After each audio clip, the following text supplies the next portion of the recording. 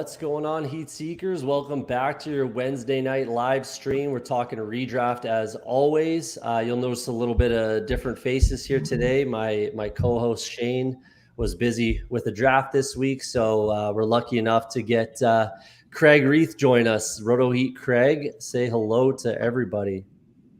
Hello, everyone. Yes, I don't just do IDP stuff. You'll see me do often stuff like this occasionally, and I'll try not to make a fool of myself. So thanks for having me. We'll see how that goes. Let's take some swings tonight. Right below me here, we've got Rob Sullivan, kind enough to join us kind of last minute, so I super appreciate it, Sully. Let the fans know who you are and where they can find you. I'm nowhere to be found, to be totally honest. I'm hanging out on Twitter, causing trouble. But yeah, I'm Rob Sullivan. Had the pleasure of being a part of this great team for 4 seasons, and I'm just kind of dusting off the little bits that I know about this stuff too. Like Kraig, try not to embarrass myself this evening. But by the way, that's a hot intro. Where did that come from? That's outstanding. It's nice, right? Yeah, I'm just thrilled to be here. So I appreciate the invite. Thanks for coming on again. I really, really do appreciate it last minute. So that's Absolutely. Great. Roto Heat Rick, our fearless leader, put together that little intro. It's pretty sweet. I'm a huge fan, obviously. Yeah, that's great. So we're going to get in some hot takes tonight, season-long type stuff. We're going to bring the heat. It's not going to be, 18th ranked wide receiver finishes top 12 or some nonsense like that. We're really going to shoot for the moon, I hope. At least I am. I don't know if we'll quite get this hot. Jay Peach, Jamar Chase finishing outside of the top 12 for wide receivers. Personally, I do not see that happening. Kraig said it's possible, but he's an IDP guy, so. I mean, it's bold, possible, but yeah, it is. That's a hot take there, certainly. Yeah, tomorrow, less than 24 hours away from football that matters. I'm sure everybody on here is extremely excited. Oddly enough, the Rams are a dog at home. The Super Bowl winning Rams, the Super Bowl champions, the best team in the world, are dogs to the Buffalo Bills at home tomorrow. So we'll see how that one goes. Let's get into some hot takes here. So I'll lead it off. Might as well start. I'm going to start relatively, in my opinion, this one's pretty lukewarm. Let me know what you guys think. I'll walk you through it. I'm going to sell you. So that's what we're going to do. Bring up your hot take and then sell everybody on it. So my first hot take is going to be that AJ Dillon will outscore Aaron Jones this year. On just Underdog Fantasy, Aaron Jones is ranked RB 11. AJ Dillon is RB 19. That is, I only looked on Underdog. I didn't really bother looking anywhere else. It's probably inflated a little bit on Underdog for AJ Dillon's probably an inflated ADP a little bit. So I'm going to throw myself a little bit of a landline, a little bit of a rope here and say if this is in half-point PPR. I still think it's going to be relatively close. I still think AJ Dillon can outscore him even in a full PPR. Now, I'm going to sell you on this thing here. So Dillon had more carries than Aaron Jones last year. More carries and only 2 less total touches than Aaron Jones. Jones had 10 touchdowns last year. 4 of those came in 1 game in week 2. Dillon is bigger, stronger, and faster. He's, 5'9" to 6 feet, 208 pounds to 247.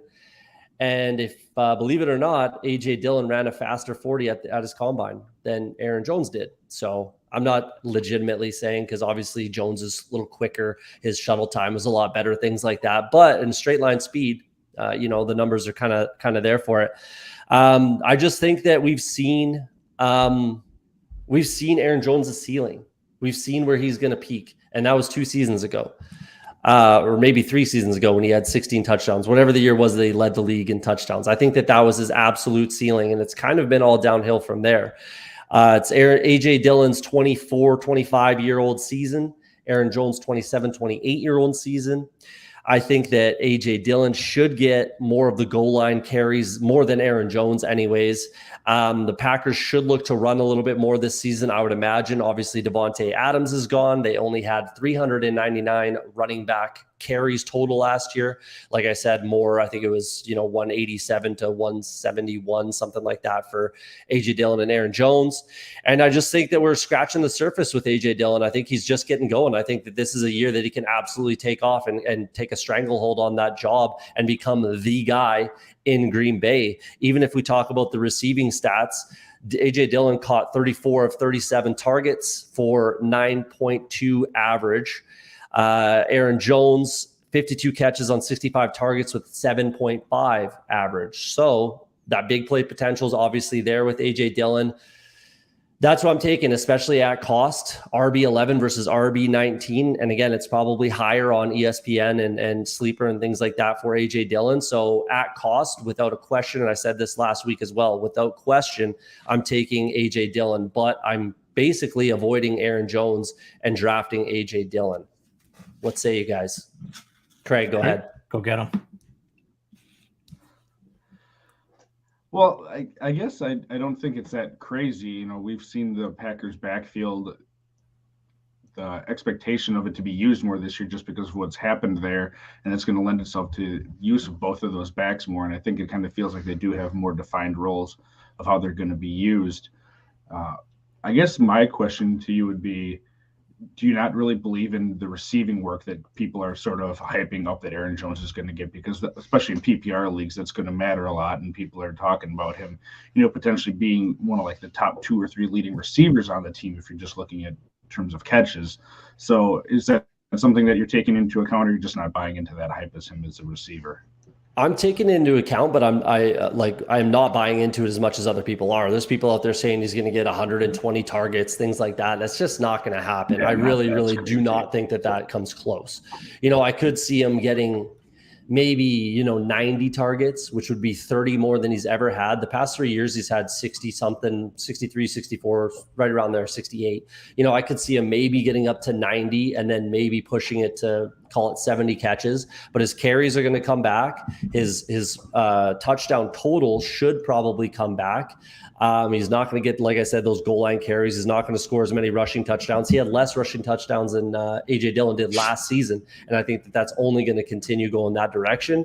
So again, I threw myself a little bit of a lifeline there with a half-point PPR, but even in a full point, I still think that A.J. Dillon is the running back to own in Green Bay, especially at cost. Sully, what do you think?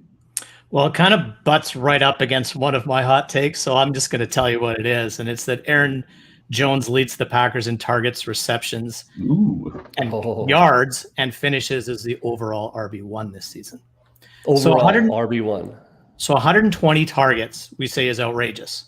Yeah. How many targets a game do you think is reasonable for Aaron Jones? I think maximum 6. Okay, so if he gets 6 targets a game and he plays all 17 games, that's 102 targets. Yeah. So, and I don't so that's possible, but maybe not quite 6. Again, that's there's some games where he might have 10. Some games he's going to have 3, that sort of a thing. So maybe 6. So 100 targets I could see. I look at his historical time in Green Bay when Davonte Adams was injured, and those are his most productive days as a Packer. It was a 5-touchdown game against the Cowboys a few years back, a couple of 4-touchdown games. Aaron Rodgers is going to lean on someone he trusts. So do we believe that's Allen Lazard? I do not. I don't believe that it's Christian Watson or Dobbs or any of these other guys in town. I think he's going to spread the ball around. And if these guys drop the ball, we all know how Aaron Rodgers reacts. So he's going to lean on the guy that he knows can catch the football. And I agree with you. I think Dillon's going to catch the ball out of the backfield as well. And I think they're both going to finish as top 12 running backs. So there you go. So that's where I have a hard time with it, just because of the total. How many total running back targets are there going to be? But I'm not saying he's going to be lining up in the backfield all the time. I think you see both these guys on the field plenty at the same time. And Jones lining up in the slot. I just see a quarterback who historically throughout his career, whether it was Jordy Nelson or Davonte Adams, leaning on a favorite target and peppering him all season long. And I think if Jones stays healthy, he has the ability to be that leader on that team. So I don't think your hot take is outrageous by any means whatsoever, because the one thing that Green Bay has done that I do think will change it, I agree with you, is they threw the ball inside the 10-yard line more than any team in the league the last 2 years. And I think that changes, right? I don't think they have a trusted big body guy. Al Lazard's 6'4". Maybe he's that guy. Maybe he can prove to be that guy. But I agree. I think Dillon's the goal line guy, and he's going to pound a ton in early. And if the Packers can move the football, then yeah, I can see him scoring. So he might get there based on touchdowns. Half PPR definitely leans towards your favor, but in full PPR, I don't necessarily see it. I think, and I was the poo-poo guy on this team for a long time on Aaron Jones until I finally saw the light. I just think has a monster season written all over him. You might have just been a little bit too late on Aaron Jones, I think, but we'll see. But I do think that I do think that you're right. I think the touchdowns will be the biggest difference here. That's kind of what I'm leaning on happening, is that the touchdowns are the big differentiator here. And I do think that probably will, because touchdowns are king in fantasy. We all know that. Kraig, what are you thinking? I'm just sort of split, I guess, between the two of you, because I think they both feel a little bit. I guess I side more with Cody in that I do think Dillon at cost is the better target right now. If we're looking at that way, man. And I know Rick's saying in the comments he doesn't see many games under 5 targets. I don't think we're going to see Rodgers this year have that traditional sort of Rodgers season where he locks onto that one guy that Sully mentioned he's had his whole career. I think he's just going to spread it around because. And I'm not saying that Aaron Jones is a bad player, but he's not a wide receiver, and you don't think of him in that sort of way. So I don't think he's going to get fed the ball like an alpha receiver. I think he's going to be fine as a receiving running back. And I do think that 100-some targets probably makes about sense to me. But I think Rodgers is just going to spread the ball around to whoever he's able to, which is very different from what we've seen in his career. But drugs, legal or otherwise, do a heck of a thing to your mind sometimes. And maybe he's had a reawakening. He's talking about throwing the ball to rookies, and he doesn't have his alpha wide receiver. I think we're going to see a different Rodgers this year. Yeah, he might not have a choice, right? Yeah, I think that's exactly what will happen. And I think he's going to have to throw to not a rookie, but I think Amari Rodgers takes a step forward.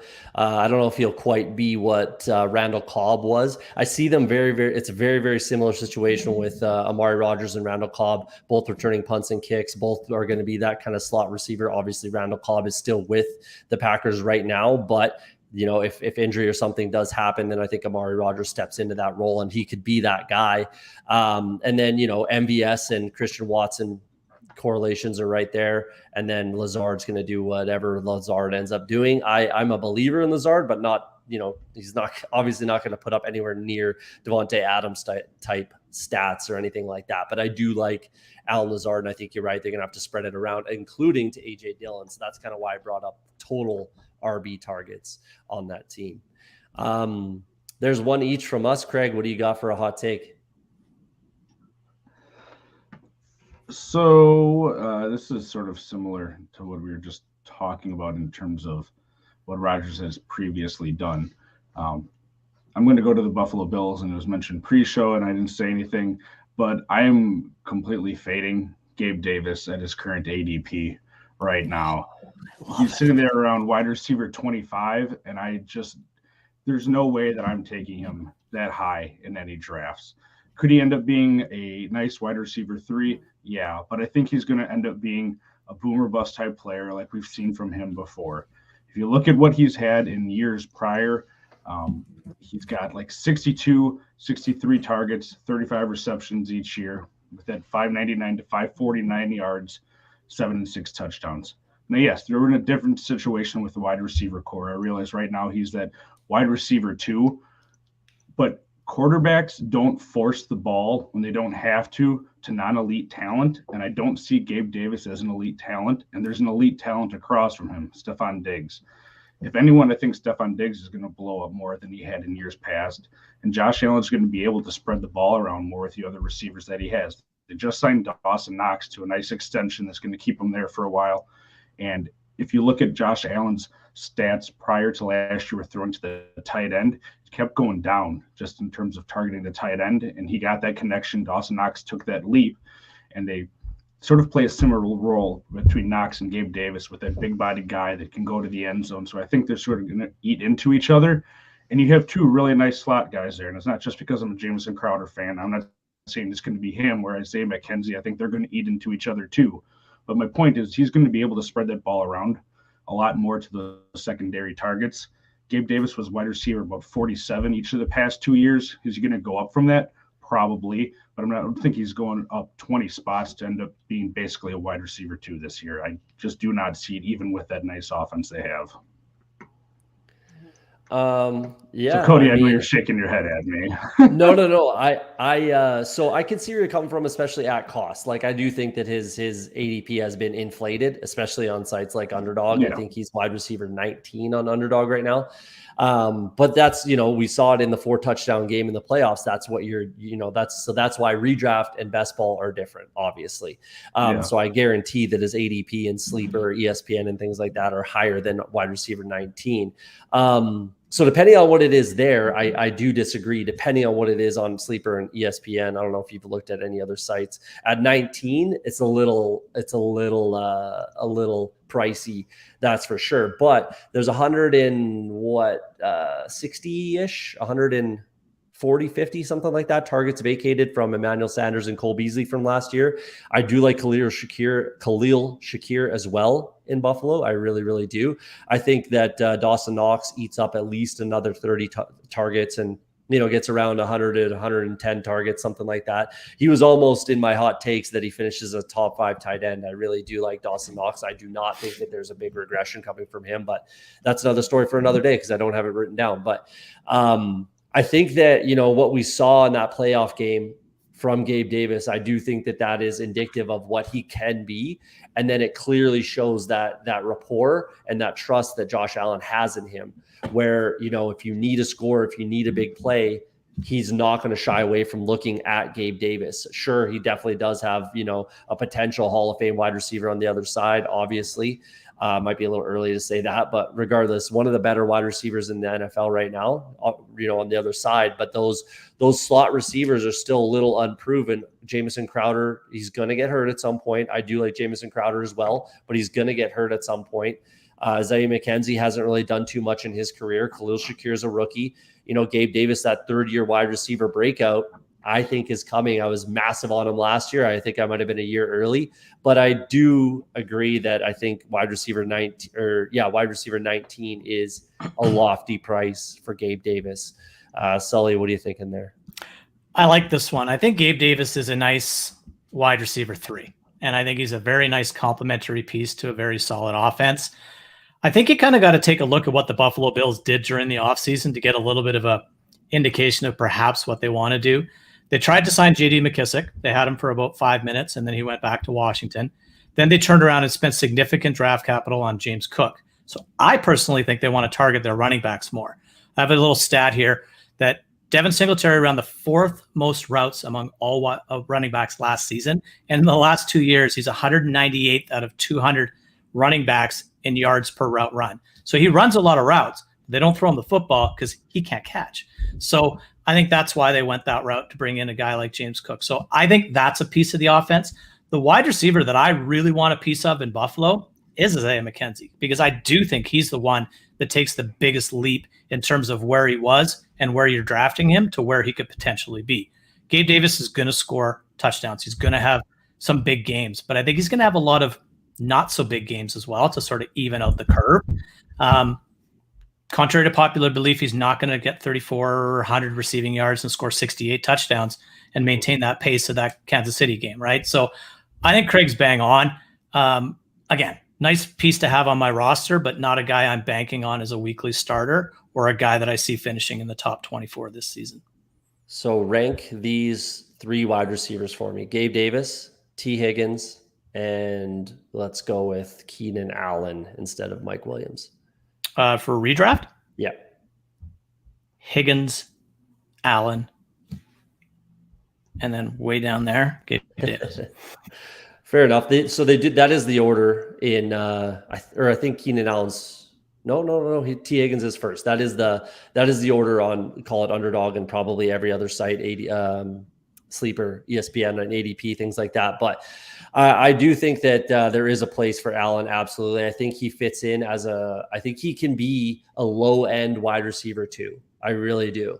I think we can definitely see 1,000 yards receiving and push 10 touchdowns. I think you're right with James Cook and I wouldn't say Devin Singletary is not as good of a pass catcher as James Cook. That's a fact. But it's also that he's nowhere near the route runner that James Cook is going to be and is. And I think that's partially why they brought in Zadie McKenzie, because, if Devin Singletary is running a chip and a flat or something like that, and they're calling that a route run, sure. But, I don't think he was running wheel routes. And I guess the only part I didn't really align with there was the Dawson Knox piece. And I do understand he just got paid, but I think he's incredibly touchdown dependent. Well, almost every tight end in the league is touchdown dependent, really. But you take away those touchdowns and he's like everybody else. So we'll see. There's only one football in Buffalo, like Kraig will remind me there are in the other 31 cities as well. So how they spread it around, we'll see. Yeah, it should be interesting. That might be one of the most polarizing players in all of fantasy circles this year is Gabe Davis. He's right up there. He's very much right up there. Let's go with hot take number 2. I guess I'll kick it off here. I'm going to save my last one on purpose. And you'll know why, Sully, when I get there. So hot take number 2, Christian Kirk of the Jacksonville Jaguars obviously finishes as top 15 wide receiver. Why? So on Underdog, he's wide receiver 35. I think that's probably relatively close from where he's at on other sites. So obviously that's a 20 spot swing. Obviously, I know Marvin Jones is still there. He had 120 targets. I'm fine with that. At least and over 150 vacated targets are up for grabs. 100 from Laviska Shenault and 51 from Laquan Treadwell. I do think that we could see Marvin Jones pull back a little bit on his target total, maybe 100, 110, not a crazy amount. He's still going to get his. And I see him doing basically exactly what he did last year, 800 roughly yards, 4 or 5 touchdowns, 50, 60 catches, something like that. And that's fine. That's fine for him to do that and have Kirk finish that kind of clip. Doug Peterson, he was top 10 in the NFL for passing attempts 4 or 5 years in Philly. In the other year that he wasn't, he was 13th. So, he likes to throw the ball. The offensive line should be better. They brought in Brandon Sheriff. They drafted Luke Fortner. I expect Trevor Lawrence to take a big step forward, especially in efficiency. He was 59.6% completion rate, and that's just not going to cut it. If he does that again, then there's going to be, bust potential thrown out there. I don't see it happening. I'm a big fan and a big believer in Trevor Lawrence. I think he absolutely can take that step forward. Better offensive line, much better weapons, and a much, much, much better coaching staff and just structure around the kid to succeed. So I think he takes a step forward. Christian Kirk's finally got a shot to be the guy finally in his 5th season. And that's exactly what they paid him to be. They gave him a huge contract to come in and be the wide receiver 1, to be the guy. If you look at their preseason dress rehearsal versus Pittsburgh, that was basically the only game that everybody played. Zay Jones, Marvin Jones, Trevor Lawrence. They played the full first half, I believe. Christian Kirk had 8 targets, 5 catches for 54 yards. So you extrapolate that. I mean, the touchdowns might be what kills me on this. But I think the catches and the yards should be there. I'm hoping that the touchdowns make it for me to push them up there. I think wide receiver 35 is certainly low. Wide receiver 15 might be a little bit lofty, but that's why we bring the heat. So there you go. Sully, what do you think about that one? I like it. I think it's a little aggressive, but that's the whole point of all of this. Did I do a good job selling you? Yeah, you did. And there's some. That's all that matters. Excellent. This is a talented wide receiver. I don't think there's any doubt about that. I've been a big fan of his for many years. I've been waiting for him to sort of have a big breakout. He's struggled a little bit with health at times and been kind of second fiddle at other times. And when he's really had his opportunity, unfortunately, he's been injured. But there's a lot of things in Jacksonville that I like, and I think some of it goes against Christian Kirk here. So I think Travis Etienne is going to be heavily involved in the passing game. And I think Evan Ingram is going to be as well, because Doug Peterson likes to throw the football, but he also really likes his tight end as well. Now, that might be a byproduct of not the greatest receiving core in the teams that he coached previously. But I agree with you. I think Lawrence takes a step forward as well. I think it's almost impossible for someone that talented not to. So I don't know if he gets to top 15, but I could see top 24 easy, which is probably not even remotely spicy. And you're right. I think touchdowns is the deciding factor here. If he can get to double digits, I think you got a fighting chance for sure. Yeah. Kraig, what do you think there? For all the off-season conversation about the Jaguars doing stupid Jaguar stuff again this year, they really didn't have a whole lot done at wide receiver. They had these guys that they signed and they threw money around, and people say, they salary cap's a myth because you can cut them because it's not that much guaranteed and blah blah blah. What else do they have there at wide receiver? They have Zay Jones and Marvin Jones, Jamal Agnew. I mean, it gets ugly fast, and for a team that is still, in my mind, not going to be great. They're going to be improved. I agree. I don't know how you can't be after that Urban Meyer mess. So if I was betting, they're going to be improved, but they're still going to be at or near the bottom of that division. They're going to be playing catch up in a lot of games. And I know this is only 4 games, but the AFC South plays the AFC West this year. And with all the firepower and the teams out there, there's going to be games where they're just going to have to be chucking around to have a chance to stay up. Christian Kirk has the talent with where he was drafted. He was always sort of behind someone over in Arizona. I do think this is his chance to break out and prove that he belongs. It probably is. If I was doing the rankings for redraft this year off the top of my head, it'd be a little bit high for me, but I don't think it's not crazy. I'm not sitting here saying you're nuts. There's no way it's going to happen. It's way too hot of a take. I like it. It is a little bit bold, but I do see it as feasible, certainly, with what team they have there and what they're going to have to be doing. This is certainly spicy. That's a little ridiculous, Rick. Come on. It's a little ridiculous on that one, I think. Ridiculous. Yeah, but yeah, we'll see. I like Christian Kirk a lot, again, especially at cost. I think wide receiver 35 is too low. Again, 15 is probably too high, but hey, let's keep it spicy. Totally. Let's switch it up. Kraig, what do you got for your second hot take for tonight? Okay, so this is someone that has just been left for dead, it feels like, in fantasy, and I'm not sure why here.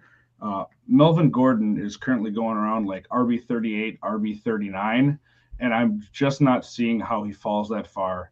If you look at the past, even 2 years, he was like RB21, RB20.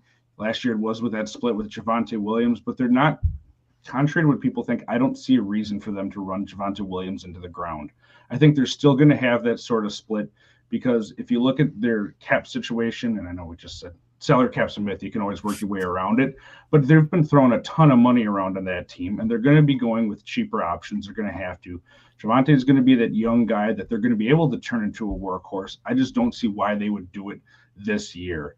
They have a veteran they know they can lean on to get solid production too. And when you're looking at, Javonte is usually like, a top 10 guy, somewhere right up there. I didn't have the exact number off there, but it is like, a 20-some spot differential when last year they were really close and, points per game. Melvin outscored him, I think it was PPR by like a point or something. I'm not even saying Melvin's going to outscore him again, but it's going to be a lot closer than people think. And I don't see any reason right now for Melvin Gordon to be going down that far when he's on the same team essentially as last year with a better team around him on that offense. I'll let you go first, Sully, but I can't. I'm skewed because my love for Javonte Williams it won't let me, be impartial on this one. I just am such a massive fan of Javonte Williams, and I was pretty heartbroken when Melvin Gordon re-signed, to be honest with you. But Sully, go ahead and give your 2 cents on that one. Yeah, I think every fantasy manager was a little disappointed when Melvin Gordon bent back there, right? Because we all had dreams of, 400 touch seasons for Javonte in Denver. Now, you look at those 2 last year, and they were virtually a 50-50 split. I think their touches were almost identical. A little bit more receiving work for Melvin than it was for Javonte, but they were pretty much right down the middle. I absolutely think that Javonte takes a step to take a bigger piece of that puzzle this year. But I also, I like to read the tea leaves, and I look at the coaching staff and where that coaching staff came from and what kind of offensive coordinator that individual was. And you talked about A.J. Dillon and Aaron Jones at the top and their touches last year. I think Craig's right. I think we see more. I don't think we see 50-50 yet, but I could easily see 60-40, 60 on the Javonte side. And I love Javonte Williams as well, but I honestly think he's probably one of the most overdrafted pieces in redraft this year from what I'm seeing, based on people either drafting early before Melvin re-signed, or it's just those visions of him being a workhorse. And I think Kraig nails it, is that this is a second year back that you have cost control on. You don't want to run this guy into the ground. You want to keep him fresh and keep him healthy for what the Broncos hope to be a run late this season. So I think, look at Monday night. They'll play Seattle. They'll blow the doors off them, and Melvin Gordon will probably end up with more fantasy points because he'll clean it up in the second half. So there could be a lot of that this season, but I agree. I think it's going to be a heck of a lot closer than most. So tell me why I'm wrong. No, so drafting early in the season, which I was doing on Underdog like a sick maniac, I was drafting Javonte Williams because, yes, it was before Melvin Gordon was signed, but it was also because his price was reasonable. His price has gone up and up, and it's been inflated to the point where even a 70-30 split, which is, that would probably be the maximum, maybe 80-20, maybe, but I think 70-30 would be the max in Denver for those two running backs.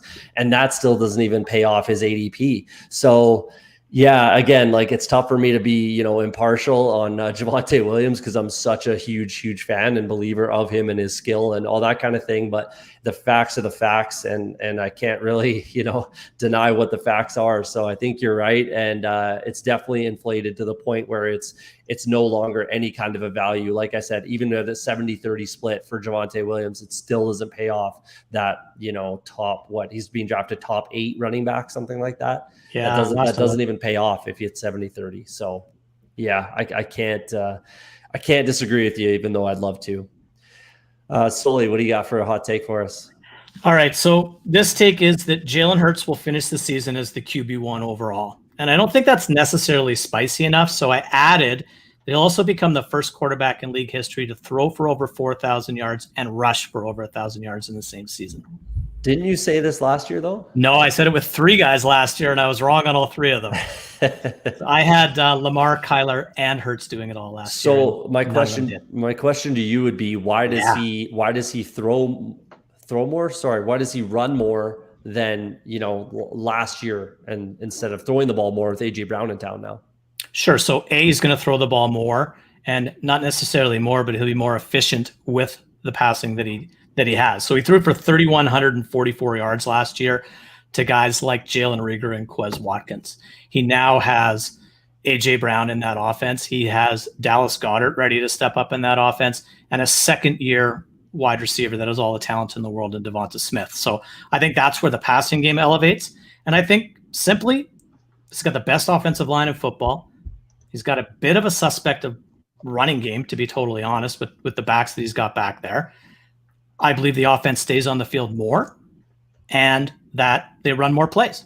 And, he was QB6 last year in points per game, and he was a QB1 after 11 games last season. So I don't think the QB1 piece is spicy enough. So that's why I added the kicker. He was number 1 in points per dropback of all quarterbacks in fantasy football last season. So the potential is definitely there. I just see a guy that if he can clean up the inaccuracy that he's had in the past, and he can be a little bit more accurate, sky's the limit. So my concern with the efficiency and the running for Jalen Hurts, and it's not to say that this is going to happen, but we saw a little bit of that happen to Lamar Jackson, and potentially some of that was Greg Roman, because I do not like Greg Roman as a play caller. But we saw a little bit of regression from Lamar Jackson. We saw the NFL figure him out a little bit at the time. That was like 3 years ago whatever it was.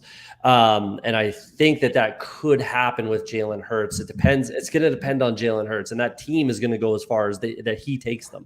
Obviously, I did pick and I bet on the Philadelphia Eagles to win that division. I do not think that your take is crazy whatsoever. I think that he's probably the most likely guy to quarterback to do that besides Lamar Jackson.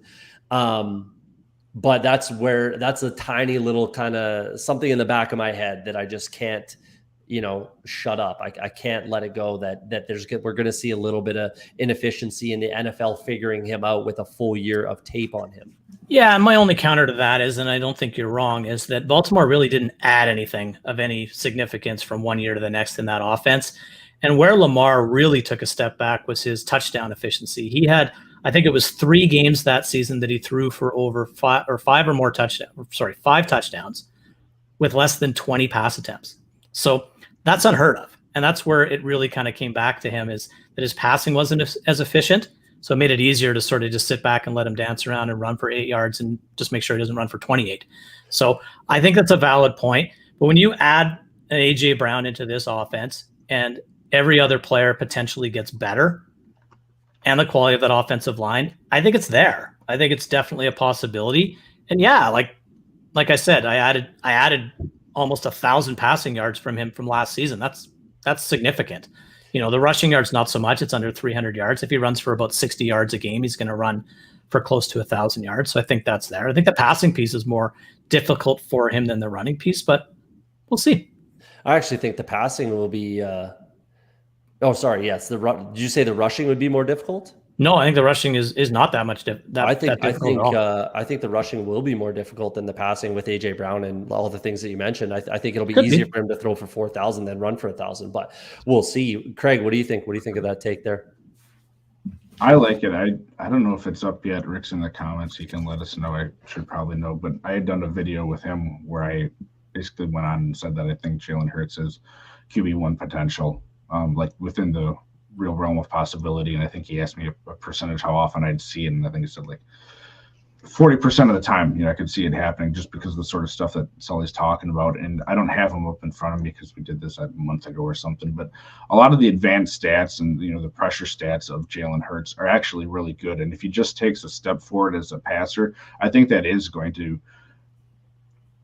it won't completely offset the rushing stuff that may go away, but I think both elements can be there with an improved offense.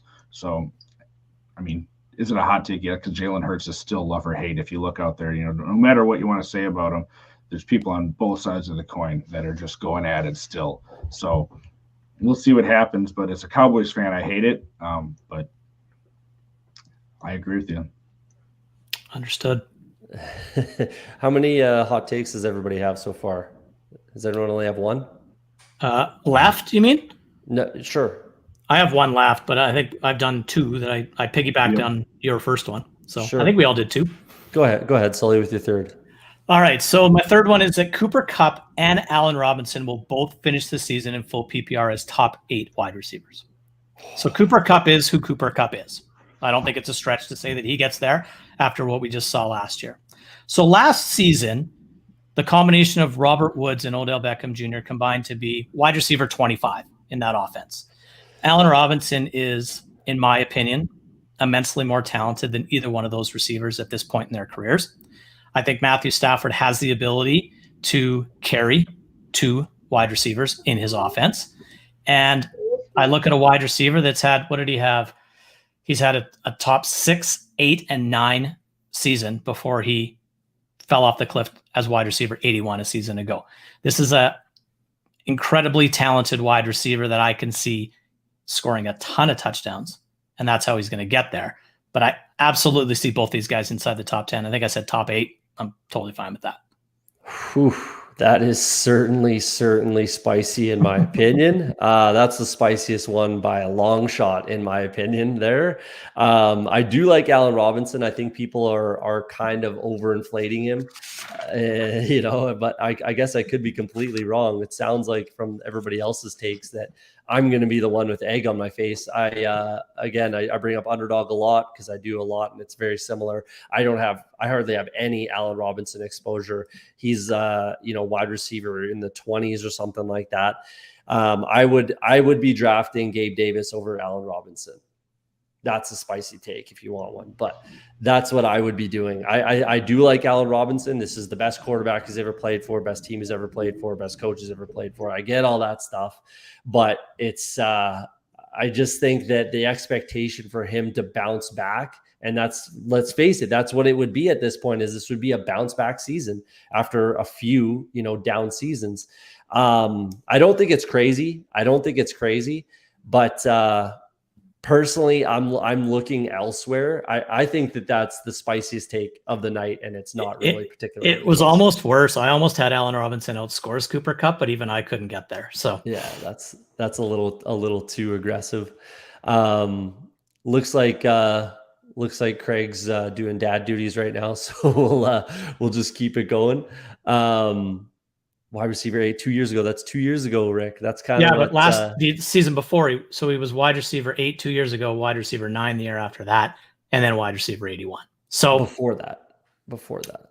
Right. So he was last year he was 81. The year before he was 9. The year before that he was 8. So the talent is there, and I love guys that have an immense amount of talent that are pissed off and want to prove people wrong. And that's exactly what this is. So maybe he'll start having breakfast with Matthew Stafford. I would highly recommend it because that paid off for Cooper Kupp, but we'll see.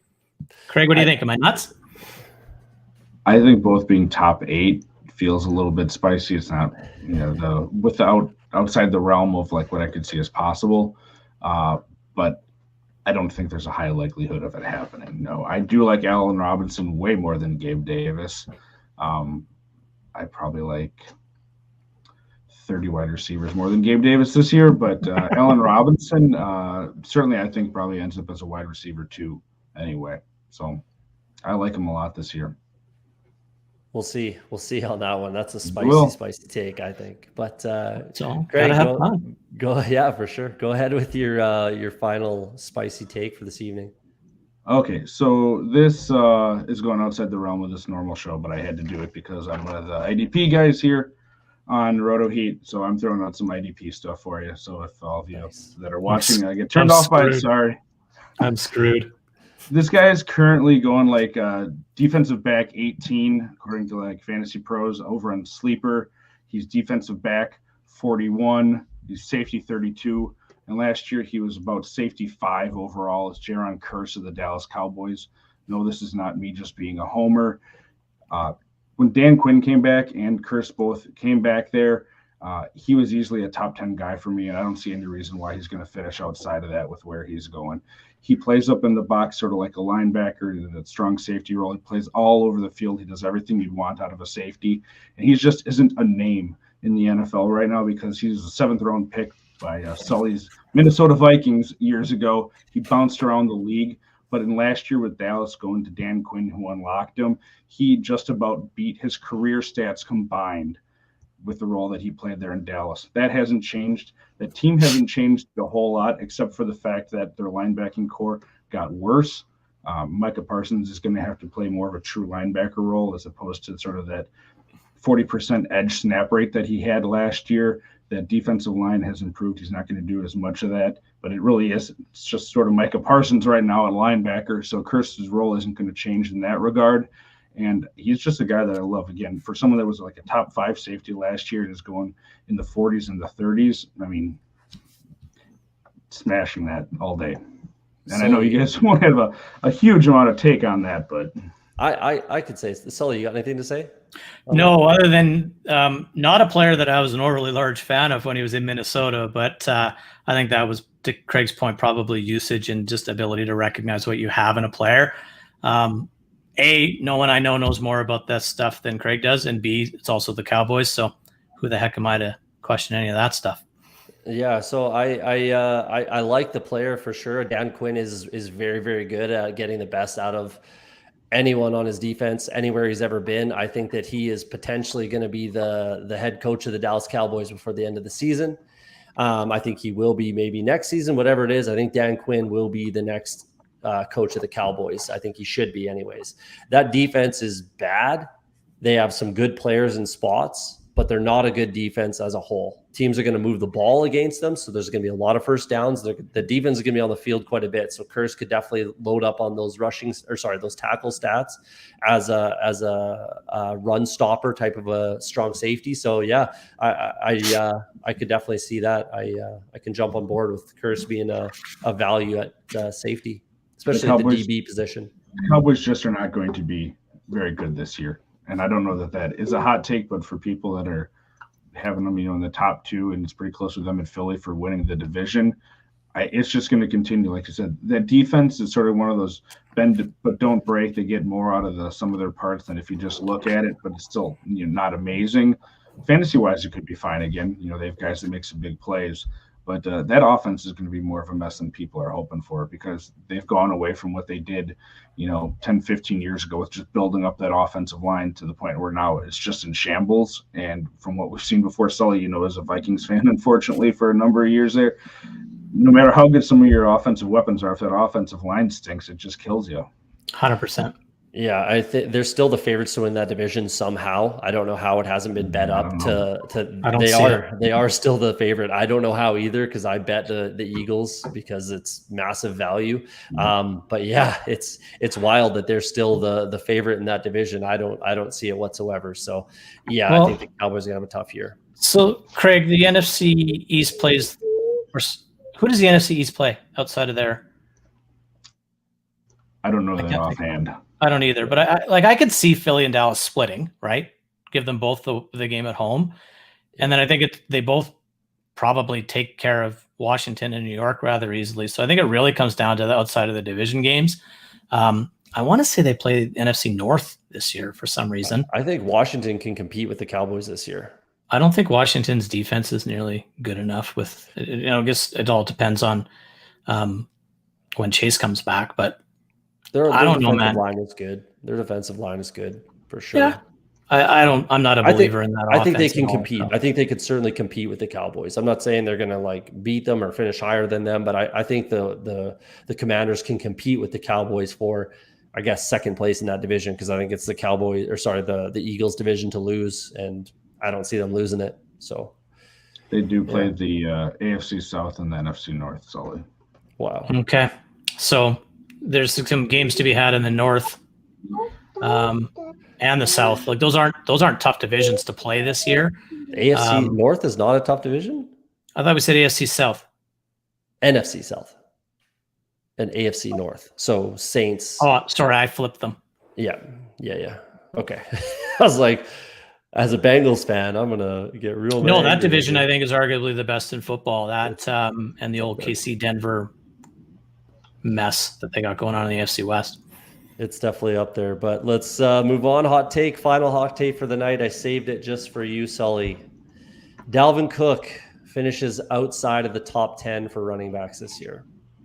He's being drafted as 100% top 5 pretty much everywhere. I checked Underdog, ESPN, Sleeper. He's, call it average. He's 4, 5, 6. So call it average of 5. This guy's never played a full season in his entire career. He's never played a full season. And that's not because he's sitting out week 17 because the team's in the playoffs, whatever. He's missing games every single season. His injuries are starting to add up. Torn ACL a few years back. Obviously that's gone. That's not my huge concern. My big concern is that right shoulder of his that he can't stop injuring. He can't stop hurting his shoulder. He's had surgery on it at least once, maybe twice. He hurts it every single year. Last year, he hurt it twice. He has over 1,200, not over, exactly 1,200 NFL touches, 766 college touches. It's his age 27 season. His targets per game in the passing game have decreased in each of the last 3 years. It's a new head coach, new offensive coordinator, new offensive completely. I like the O-line there. I do, but there's definitely still some question marks. I do like it. I don't really see that as a negative, but there are question marks on that offensive line. And I'm taking a hard stand on Dalvin Cook. I do not think that he finishes as the top 10 as a running back. And at cost, there's a 0% chance I'm drafting Dalvin Cook. Sully, let's hear your rebuttal as a Vikings fan. So you make a lot of good points. He's never played a full season. I think 13 or 14 is the most he's played in a single 14. season. He's got a bum shoulder. He's had some ACL issues.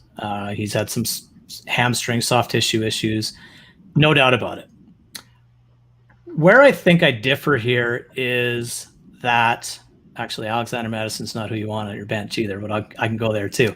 I think it's all three of them. But I really think with the biggest difference for the Vikings this year is the change in offensive philosophy. So this has been a team that has wanted to bore you to death and run the football down your throat, thinking it's 1976 under Mike Zimmer for the last 4 or 5 seasons, however long I had to suffer that. Kevin O'Connell's going to bring the Rams offense to Minnesota. Now, I'm not naive enough to think that that's Kevin O'Connell's offense. That's Sean McVay's offense, but Kevin O'Connell understands it. So we're going to throw the football a lot more. Dalvin Cook has been lining up in the slot a ton at camp. We're going to move the ball all throughout that offense. A third wide receiver could be relevant in Minnesota for the first time in a very long time. The biggest difference for me, and the reason that I think Dalvin potentially is going to be okay, is he's not the key focal point of that offense with a bullseye on him for the first 3 downs every time the Vikings are on the field. This isn't a very difficult team to defend the past few years. They're going to run the ball early and often. I think they changed that now. So I think the health is a concern. I'm not a big injury narrative guy, but you'd be silly to avoid and dismiss his history because the shoulder is relevant. The knee, no concern to me whatsoever. ACLs are what they are, but he could get phased out a bit in that offense. Where he's really struggled last season was around the goal line in the red zone. He couldn't punch it in. Our offensive line is a little bit better, but it's still bottom half of the league. So I don't think it's crazy, but I will say I think he finishes closer to RB1 than he finishes to RB10. I think he's probably an RB4 or 5 still. I still think he's there based on no one's taking his volume away from him unless he's injured. There's arguably, 3 or 4 backs in the league that we can say that of. So the opportunity alone, if he stays healthy, keeps him in that top 5 range for me. Kraig, what say you? Can I split the difference? I think he probably finishes as an RB1, but probably near the back half. If we're assuming everybody healthy, because we're not just predicting injuries willy-nilly here. There are probably 7 or 8 guys that I'm taking before him. So I do think you're drafting him sort of at his ceiling, and that's always sort of a not fun proposition because you're like, well, I have to hit this or, better chance of sinking me than being able to recover from it. So I do still like Dalvin Cook. I have him on a few teams, but the other thing that I was just thinking about, they do have a better availability of being able to cut him after this season. His dead cap gets down there into the $6 million-ish sort of range. He's going to be 28. They've drafted some guys that supposedly they like, and we'll see if they use them more, if they just decide to run Dalvin into the ground when he's on the field, which they have in years past. So I like the Vikings to win that division. So I think that they're going to be putting up. Yeah, sorry, I probably jinxed you now, but no, I do too. But it's not going to happen. It's not. Anyone but the Packers. I live in Wisconsin. I'm just sick of hearing about the Packers. So, but yeah, I still think he's going to be at RB1. But you said closer to 1 than 10. I'd put him closer to 10 than 1 myself. That's fair. I just looked. I have him ranked at 5. So I'm which is right where everybody, most people do. Most apps have them ranked at 5. And yeah, I'm happy you brought that up, Kraig. That's something that I've been, preaching from the rooftops. Not that they will, because it's still Dalvin Cook. And don't get me wrong, I do love Dalvin Cook as a player. He just runs the ball so hard. And it's a bit of a concern. It's clearly, it's added up and it's starting to break down his body a little bit. It just is what it is. Father Time waits for absolutely no one, and he's going to be no different than anyone else. So it's just kind of how I see it. And yeah, they can get away from him next year. I don't think they do. I still think he has 1 more year. I don't think they do either. But, last year I was screaming from the rooftops that Derrick Henry was the biggest sell running back in Dynasty. It's Dalvin Cook this year. I agree 100%. Like, get out. Unless you're contending and looking like you're going to win your championship, get out from underneath Dalvin Cook now. Yeah, that's a good point. A little Dynasty nugget in there as well. So yeah, there's our hot takes. I'm going to answer some quick questions here. We'll start at the first one we got. Flex question, St. Brown or Kirk? Geez, full PPR. Kraig, who you got? Kirk. Sully? Agree. Unanimous. I got Christian Kirk for sure. After what I just said, there's no way I'm taking St. Brown here. Rank Gabe Davis, Cooks, and DJ Moore. I'll go DJ Moore, Gabe Davis, Brandon Cooks. DJ Moore, Brandon Cooks, Gabe Davis. Same with Sully. Hate. I think Cooks could challenge more. That's how much I like Brandon Cooks. I think he's just what he is, which is good. He's good. He's a solid player. Don't get me wrong. How you feeling about Nico Collins? How you feeling, Kraig? I like him. Our resident Michigan fan, at least the one that I know of, Brad at Roto, he for some reason just hates on Nico Collins, and I don't see it. I think he has a great chance to step up as the wide receiver 2, like solidified wide receiver 2 on that team this year. Give that quarterback Davis Mills, who I do like a lot with where he's being drafted. They're going to give him a real chance to be the guy for them this year and see what they have in him. He was a great prospect in college. Just had injury issues and stuff, but he showed last year he was a great return on where they got him. I think he's going to take a step forward, and that passing offense will too. And kind of like we talked about, the Jaguars, they're going to have to pass in games. So I like Collins with where he's going in drafts right now. Yeah, this is one of the reasons why I don't love Brandon Cooks as much as I would in normal kind of years, because I think Nico Collins can absolutely take a step forward. I said when he got drafted, if Deshaun Watson were playing for this team, he would be a 1,000-yard receiver as a rookie candidate. Obviously, that didn't happen, but he's still, halfway there with third-round Davis Mills, who I absolutely like as well. So, yeah, I like Nico Collins quite a bit. He's being drafted, I think, way lower than he should be. You got absolutely have some value there. Obviously drafts are pretty much over, but if you're looking for a trade target that you can get relatively cheap, I think Nico Collins can absolutely be that guy. What do you think, Sully? Yeah, I agree. I think Nico Collins is a nice guy to start. Like you said, drafts are pretty much over, but a guy you should be looking for later in your drafts. Houston might throw the football 600 times this year, and Brandon Cooks might get 180 targets, but there's a whole lot of targets left over in that offense for guys like Brevin Jordan, Nico Collins, and maybe Damien Pierce. So I think the opportunity is there for him to be a really nice sleeper this year. I thought a whole episode might go by without talking about Damien Pierce, but I guess not. Almost. I like it too much. Can't do it. Just a quick hot take. David Bell becomes a more reliable target than Amari Cooper by the season's end, or by end of Brissett's run.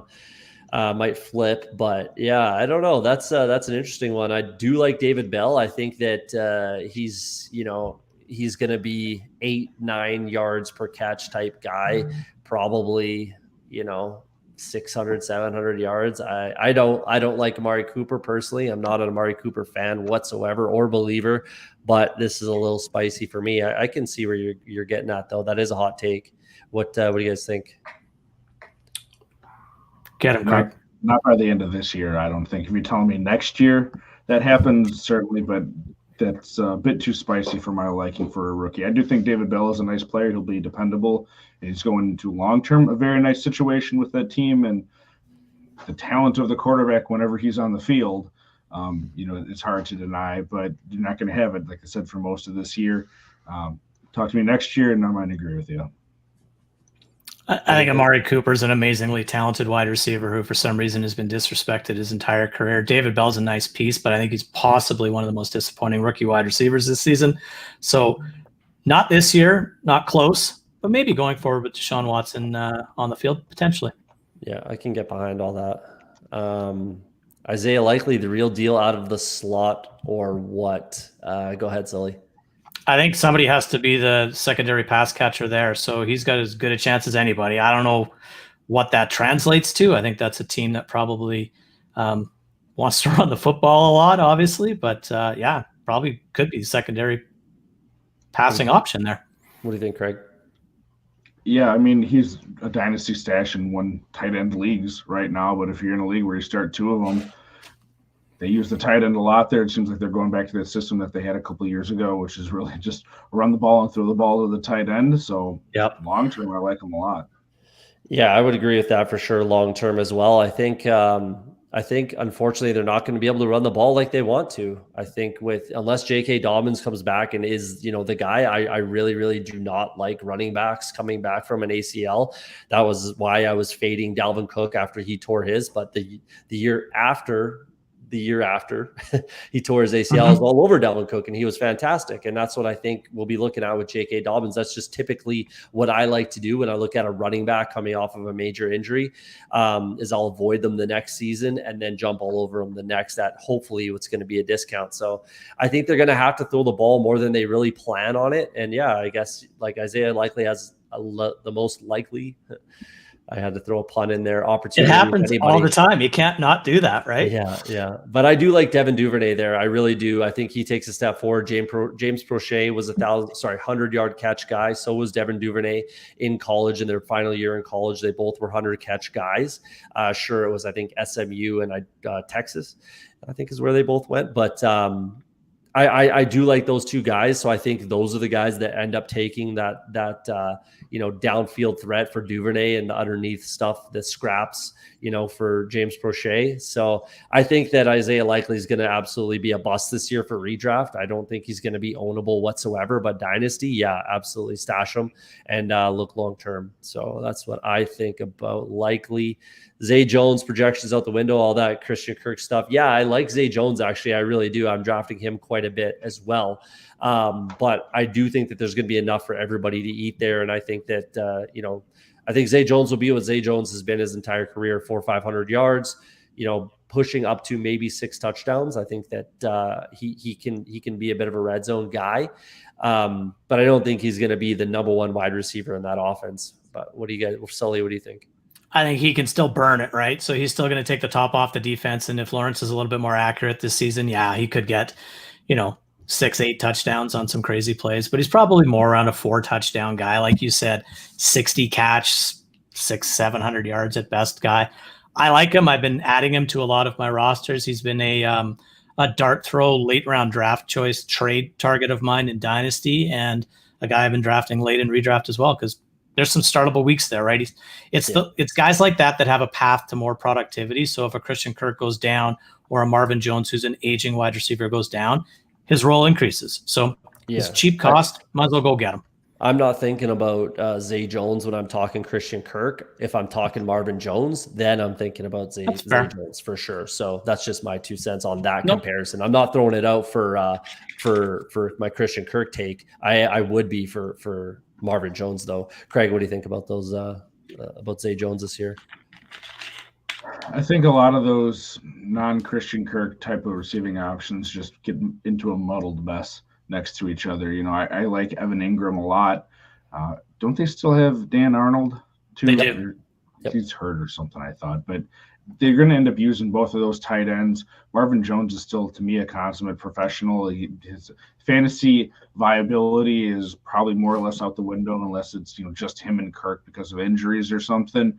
But Zay Jones is fine, but he's no one I'm getting excited about personally, just with what I see that offense doing. Yeah, I think 60 catches is even a little lofty. I think 40. Yeah, now that I think about it, it probably is. Because that might be targets. Targets might be 60. Yeah, agree with that. I got a little crazy there. This is a very hot take stuff. That's a hot take. This is a very common question this year, very, very common, and it's a good question because it's a tough one, and everybody has a different answer. Kraig, who do you think is the breakout rookie this year? Oh boy, I hate this question. Yeah, it's like I said, it's a very common thread. Do you want me to go to Sully first? If I had to throw a name out there, I'd say it's probably one of the Packers wide receivers. And if I had to say one of them is probably Romeo, just because he's been healthy and he seems like he's establishing that rapport with Rodgers, and there's targets to be had in that offense that we talked about earlier.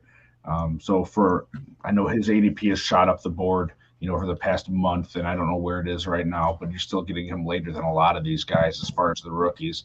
So if I had to pick one at cost that I'm taking a shot on, probably Romeo. What do you think, Sully? Well, I think the sexy pick is Damien Pierce right now. Wide receiver. Is it a wide receiver question? My apologies. I was going to go to a wide receiver anyway. I like the opportunity for Chris Olave in the Saints offense. I think that, it depends on which Jameson Winston we get. If we get the fire it down the field without a care in the world, I think Olave will benefit greatly there. We'll see what Michael Thomas comes back as, if he comes back anytime soon. So I like Olave there. I think the real answer is no one, but we'll see. I agree. I think that is the correct answer. Like, none of them will break out to be, Jamar Chase, Justin Jefferson, nothing like that. Probably not even like T. Higgins in his rookie year, if I'm being honest. But I think I'm going to probably go with Olave too, but I think a name to throw in there is George Pickens. I think that they're going to get their points different ways. Olave is going to be, a higher floor type of a guy, more consistent, more catches, that sort of a thing. And Pickens can get you, one play that makes him startable that week, sort of thing. So I like Pickens to throw in there. Those will probably be my top two. Alec Pierce has a lot of opportunity as well. I really like Alec Pierce quite a bit. I think that he's a guy that everybody's sleeping on, and he's kind of forgotten. He's the number 2 option in that offense. He's 6'4", ran a 4.3. It was like 4.39, but it's still 4.3. And he's a big play guy. So I think he's a guy that people are sleeping on. Not saying that he's the guy that's going to break out, but again, I think the top wide receiver might not even break 1,000 yards this year. We'll see. Maybe with injury. Trey's been waiting for his question to get answered here. So full PPR, Marquise Brown versus KC or Michael Thomas versus Atlanta. I'm already starting Ertz and Connor. Sucks to have so many Cardinals. Yeah, but that game is going to be a shootout, in my opinion. Arizona's pass defense is god-awful. Might be the worst in the entire NFL. So I think it's going to be a shootout, and they're going to have to throw the ball to keep up. I'd probably look at potentially sitting Ertz because I think he's a little banged up. I don't think he practiced today. We'll see how the practice schedule works out for the rest of the week, but I'd look at other options at tight end potentially, and I would absolutely be starting Hollywood Brown over Michael Thomas, no question whatsoever. And I think having a lot of Cardinals isn't necessarily the worst thing, because I do think that's going to be a shootout of a game. Kraig, what do you think? Yeah, I mean, it's just Marquise for me because I don't think we're even knowing for sure if Michael Thomas is going to play. It sounds like he's trending that way, but for the first time in almost 2 years of playing, or a year and a half, it's hard. He's a great talent still, but without knowing if they're really going to open up that offense, because they had limited it when Jameis played last year. Situation with his health, and then your points about the other game, I got to go with Marquise Brown until I know that Michael Thomas is back. Yeah, that's the 100% thing in this conversation is, I want what I know, and what I know is Hollywood Brown is going to outscore Michael Thomas, in my opinion. Sully, what do you think there? Yeah, I think especially with what Kraig was alluding to with his uncertainty of him coming back into the lineup, and then you add into the fact that it's not Drew Brees anymore, it's not Sean Payton anymore, he's not coming off a record-setting season, he's coming off of 2 years of not playing. So I think I love Michael Thomas. I still think he's going to be fine, but Marquise Brown is in a pass-happy offense with his college quarterback without a top target hog for 6 games. I think he's going to go crazy early in the season. So I absolutely start him this week. And you're right, I keep my eye on Ertz and Connor. I love this week as well. So should be fine. Next one we got Hunt at Carolina or Singletary against the Rams on Thursday. It's always tough with the Thursday game. Sully, I'll kick it to you first. What do you think? Who are you starting here?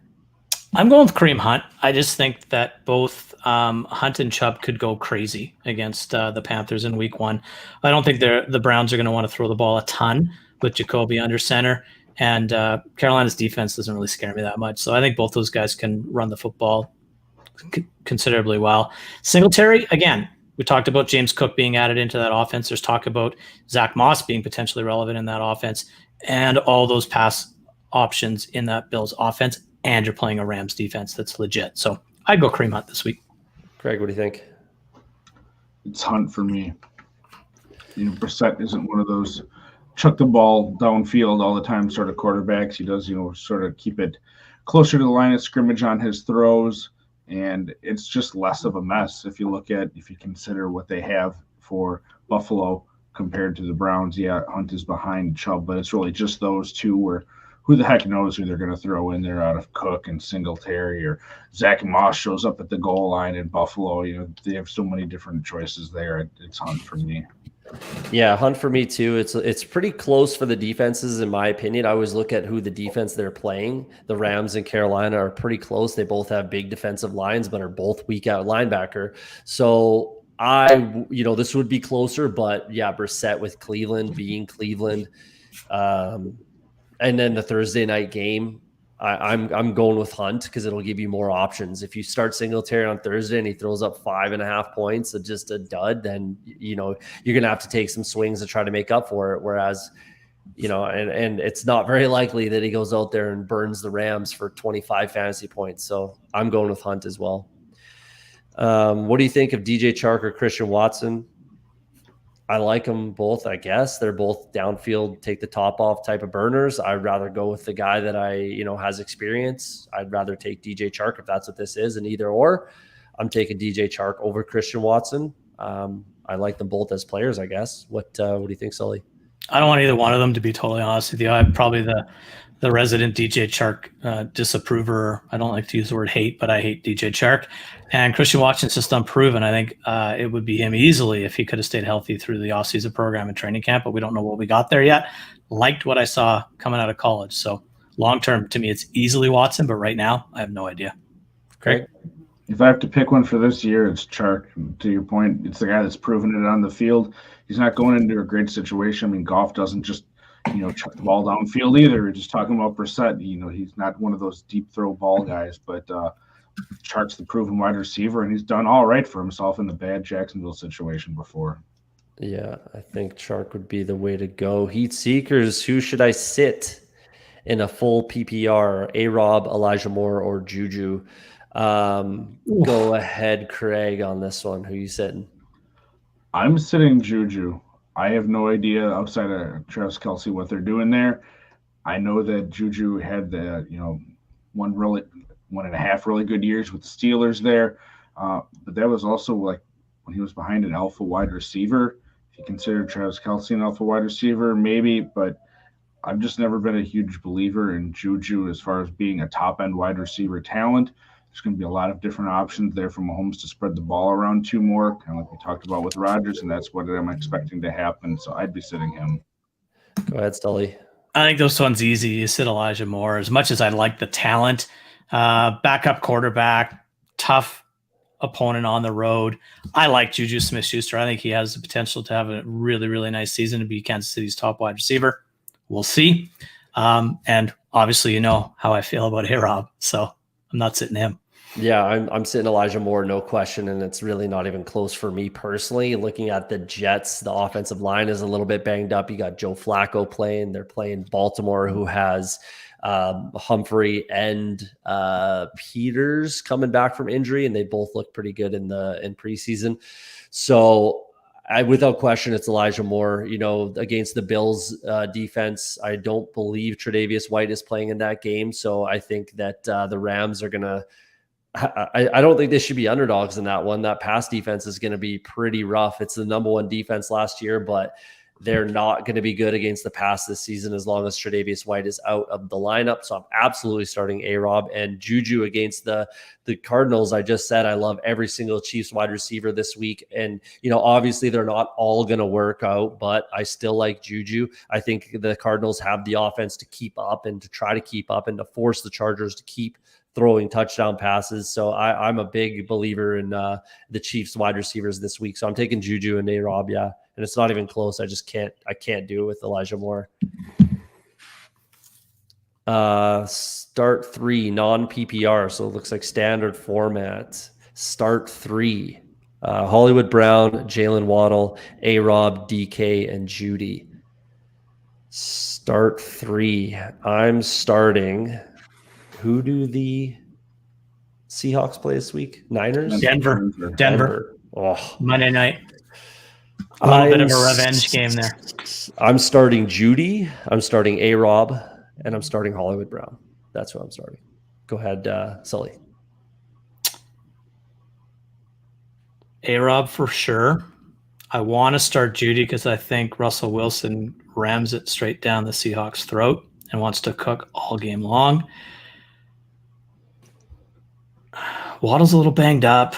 I'll go with Hollywood for the other one. Part of me wants DK because I think the Seahawks could be down by 40 in the second half, and he could have a big second half, but you can't risk that. So it would be A-Rob, Judy, and Hollywood for me, I believe. The corners for the Broncos are very good, very potent. That pass defense is going to be very, very good. It's a good team. I think so. I'm not taking DK for sure. I don't mind Jalen Waddle because I really don't like New England's pass defense, but again, he's been banged up. Kraig, who are you taking? Brown and Robinson are the easy ones for me, and I guess I would go on the riskier side. I would take DK Metcalf because if there's a team that knows Russ, it's going to be Seattle, and I think that they're going to be amped up and ready to play against a team. I think it's going to be closer than people are expecting right now. And I'm not saying to go put money on it, but you can get good odds. I'd throw a couple bucks on Seattle to beat Denver because every year in week one, we see crazy Denver outright money line. Every year we see crazy, stupid stuff happen in week one. You'll go on Twitter, look a year. That's the hottest. That's the hottest take tonight. That might be the hottest take of the night. I'm not saying I'm giving you a lock or anything, but if you want to bet on that crazy, oh my God, how did that happen? How did we overrate this team? What about this team situation that we see? There's a couple of them every year, week one. I think it's closer than people think. I think that might be the Texans against the Colts. Texans at home. That's a good one too. Jets beat Ravens, maybe? No? No way. Okay. Revenge game for Joe? Not a chance. Poor Joe. As much as I've been talking about how much I love Gabe Davis, I'm doing Allen Robinson for sure here, just because the pass defense for the Rams is head and shoulders better than the Bills in this game. Quarterbacks are close enough that I'm taking Allen Robinson here in a single game, especially in PPR type of a format. I think he catches more balls, probably more I don't know if more likely to score a touchdown, but I like him to score a touchdown, probably 80 yards, 6 catches, 80 yards on a touchdown for Allen Robinson, something like that. Sully, who are you taking here? I think it's going to be unanimous A-Rob, right? It is. And shout out to Mr. Scampers, one of my favorite comment people. So really like him. Good to see him in here. Kraig, you got anything? Robinson and Scampers is the best chat cat ever. I agree. He's a cool cat, no doubt about it. Saganu or Nwangu? I don't know what that means. Swagnu or Nwang? I think he's maybe asking about the pronunciation. I don't know. Swagnu, like swag, like he's got mad swag. That could be it. I don't know. Chandler or Madison for upside bench stash. Honestly, it's Madison right now, but I love Ty Chandler. I had Ty Chandler ranked as I think my rookie running back 7 before the draft, something like that, 6 or 7. I really, really, really like Ty Chandler. I think he's a lot better than people think. He can catch the ball. He's a 3-down back, in my opinion. He's big enough to do it all. He's a 4.3 guy. I think he ran a 4.33. He had a great East-West Shrine Bowl besides a lazy fumble, but beyond that, and he's looked good in the preseason. I like Ty Chandler long-term for sure. Madison's contract is up after this year. How many backup running backs re-signed with their team, when they could go to another team, potentially start long-term? I'm looking Ty Chandler, but right this season, if it's a redraft question, it's got to be Alexander Madison.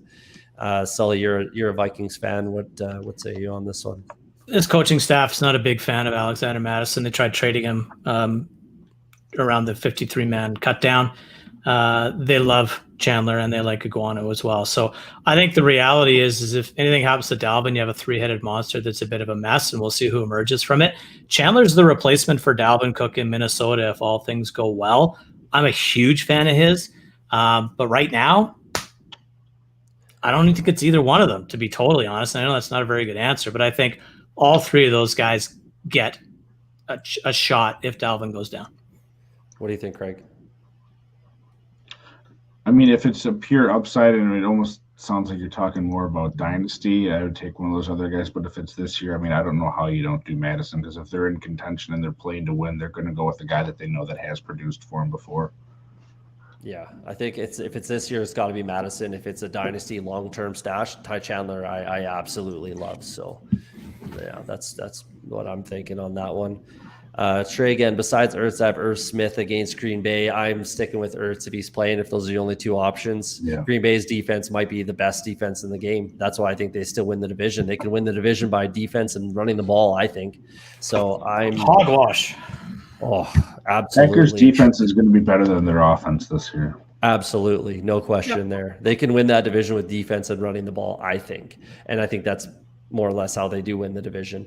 But I'm starting Ertz over Irv Smith. I don't want to start most people against Green Bay if I have another option. What do you think? I think you're only considering taking Ertz out of your lineup because he's questionable. I think Irv is also questionable. I'm not sure he's 100% coming back from that thumb surgical procedure he had this offseason. So we'll see. But yeah, if there's any way to get away from Irv for Ertz here, absolutely. If he's healthy, you got to start him, in my opinion. Yeah. Anything, Kraig? No, it's Ertz. I mean, he's that big body target. With DeAndre Hopkins out, he's going to fill that role for him. So I like him. If he plays, you start him. Yeah. Great. Just keep an eye on the practice schedule. He didn't practice today, so see if he turns in a limited and a full tomorrow and Friday, and then you should be fine. No, Joe Flacco's not elite anymore. I know this is not a real question, but are you asking Joe Flacco or are you asking us?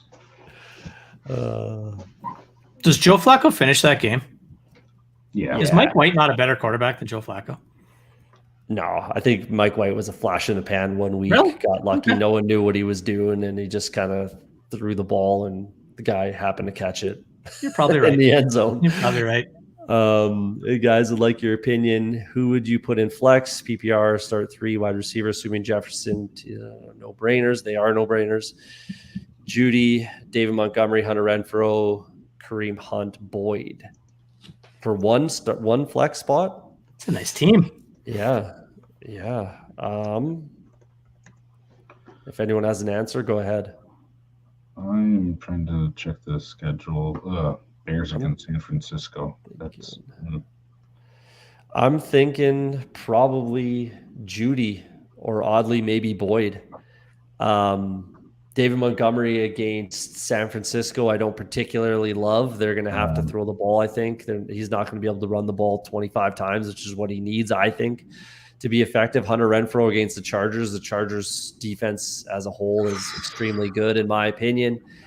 With Davonte Adams coming in, Kareem Hunt, yeah, I like him, but that Carolina defense is pretty good, and we don't particularly know what that's going to look like when he comes back. I'm going Judy or Tyler Boyd, oddly. It's Renfrow for me. J.C. Jackson's out, which I know they have a nice defense overall, but those teams are familiar with each other. I think it's going to be a shootout, and that number one corner who was probably Asante Samuel Jr. end up being the guy that's going over on Adams, perhaps. Whoever that Renfrow goes against, he clearly has Derek Carr's trust too. And talk about a great second weapon to have a wide receiver for a team. So I'd go with him. The floor play, the safe play is Montgomery because he's the guy that we know is going to get the work. Yeah. The upside guy to me is probably Judy, but I think I'm leaning towards where Kraig is going with Renfrow because I think, the third option in the Raiders offense could be pretty darn productive when you talk about so eloquently like Kraig did with how that defense is going to shape up. So upside, I'm going Renfrow. Safe floor play, it's David Montgomery for me. Classic saying, yeah, start your studs. Why is he so lame? I don't know if David Montgomery's a stud, but I think he's referring to DK Metcalf. Oh, is he? Yeah, I think you're right. Yeah. I wouldn't, I mean, he is a stud of a player with Russell Wilson, no question, but. The last name Brady had said before that was Geno Smith, so he's probably he thinks Geno Smith is a stud, I guess. Hey, Geno Smith made DK Metcalf more productive last year than Russell Wilson did, so we'll have to see how that shakes out. Let Geno cook. I still think he's the second best quarterback on that team, but not even Drew Lock believes me. You're not willing to let that one go yet, eh? No, not yet. All right. Till they cut him. Looks like the last question. Finally, we made it. Last question on the night. Damien Pierce or Amari Cooper PPR. I'm taking Damien Pierce. I'm taking the unknown here. Carolina's pass defense is very, very good. They have very good corners. They have very good pass rushers. Not very good pass rushers. They have good pass rushers, but very good corners. I don't love Jacoby Brissett throwing the ball. I'm taking the unknown. Shaq Leonard's a little bit beat up. That defense isn't as good as people think. I think they play really, really well as a unit. But I'm taking Damien Pierce. I'm taking the unknown here. Who's going to be the first to tell me I'm wrong? I don't know. Go ahead, Kraig. I don't know what I'm talking about. I think Cooper's a safer play just because we really don't know what the Texans are going to do. I mean, Pierce has looked the part. They're going against a team that it sounds like Shaq Leonard used to be. Darius Leonard, for those of you that play ADP or haven't heard, he just changed his name. Sounds like he may actually be playing this week, which helps that run defense even more there, which I think it's going to be a really good Indianapolis Colts defense as you're talking about running and defense winning the team games this year. I think that's going to be the Colts. But I think Cooper's just a better lock for a floor. So if that's what you're going for, I'm going Cooper. I'm pretty pumped that Kraig brought up a defensive player that I've heard of, and not only heard of, knew that he changed his name. So that in itself, love this question. I'm going Amari Cooper. How many times is Jacoby Brissett going to throw the football this week? 18. Really? Like not 25 to 30? Nope. No, anyway. I don't think so. I think there's going to be a lot of running the ball in this game. A lot of power run from I like Damien Pierce. He looked really good, but even Florida wouldn't use him a lot. So I'm not sold that Houston's going to use him a lot. And I do know that Amari Cooper is going to lead that team in targets by a mile, and he could get 15 targets this week. So I'm going to say he catches half of them. He's going to catch 7.5 passes and have a good week. So I'll go Amari Cooper, especially in PPR. Last one, 10-man league, or there's one more, Mooney or Elijah Moore. I'm going with Mooney. Mooney. Sweep it. Who has a more tragic career path, Geno Smith or Tyrod Taylor? I'm going Tyrod Taylor. The guy got his lung punctured, maybe on purpose, when he had a chance to start. You know, he started for multiple teams throughout his career. This is the only chance Geno's had to start. I think more tragic for Tyrod Taylor, personally. Easily. He got benched for a guy who threw 5 picks in the first half. He ended up getting hurt and lost his job to Baker Mayfield. And then the trainer or the athletic therapist or whatever the term is these days tried to kill him in Los Angeles. So without a doubt, it's Tyrod Taylor. Yeah. I guess it depends on how you want to define tragic. I mean, Geno was drafted by the Jets when the Jets were even more Jetsy than they are now. But that's the worst draft. That's the worst quarterback draft class ever. I'm hoping for the year 9 breakout for Geno. So good luck. But yes, if you're talking more tragic, it's not happening for EJ Manuel out of that class. So yes. No. All right, let's wrap this up. Yeah, join the Discord. Sully's in there, Kraig's in there, I'm in there. You know, you can hit us up on there. There's tons of channels, redraft, dynasty. There's betting channels in there. I just threw my 8 division winner parlay bet that I do every year in there. That's a little spicy. Go check it out. $500 bet that I do every year. Yeah, join the Discord. Appreciate you guys coming on. Obviously, it was a little last minute, especially you, Sully. Thanks for coming on again. Tell the people where they can find you on Twitter. I know you're a huge Twitter guy. So yeah, like I said, I'm not really doing much of anything. I'm at Sully_fantasy football or FF on Twitter. Instead of telling you guys where you can find me, I'll tell you where to find good things. And that's right where you are right now. So subscribe, hit the website. Follow everything Roto Heat, still the greatest team out there for fantasy football content, and honored to be a part of this show and happy to come back whenever you need me. Definitely. We'll probably hit you up at some point because it was great having you on again. So that was awesome. Again, huge appreciation from us, the whole team. Kraig, you got anything to say for the people? You're hopefully you'll be back at some point, but are you on the IDP show still weekly? No, we do not do in season because Brad, for some reason, thinks people would rather watch Monday Night Football than us talk IDP. But we have our waiver articles for IDP. We have our rankings over at rotoheat.com, and we also have IDP waiver videos that are dropping late Monday, early Tuesday for the IDP waivers. Of course, the offensive waiver stuff will be on YouTube and over on rotoheat.com. So that's where you can find me, and you can see my Twitter handle, and I probably should promote content better there, but I'm more of just a goof off. So if you like, you're the best follow on Twitter. What are you talking about? Yeah, I mean, if you're into goofy stuff, pay attention to me. But otherwise, rotoheat.com, YouTube, Discord, all that great stuff is where you want to go for our content. Yeah, definitely. Everybody's worth a follow again. Thanks for coming out, guys. Next week we'll be back. There's the Tuesday Dynasty show with Bryce and typically Leone. Myself, I'll be back next week. Shane should be back as well. So we'll see you next week. Thanks for coming out, and we'll talk to you soon.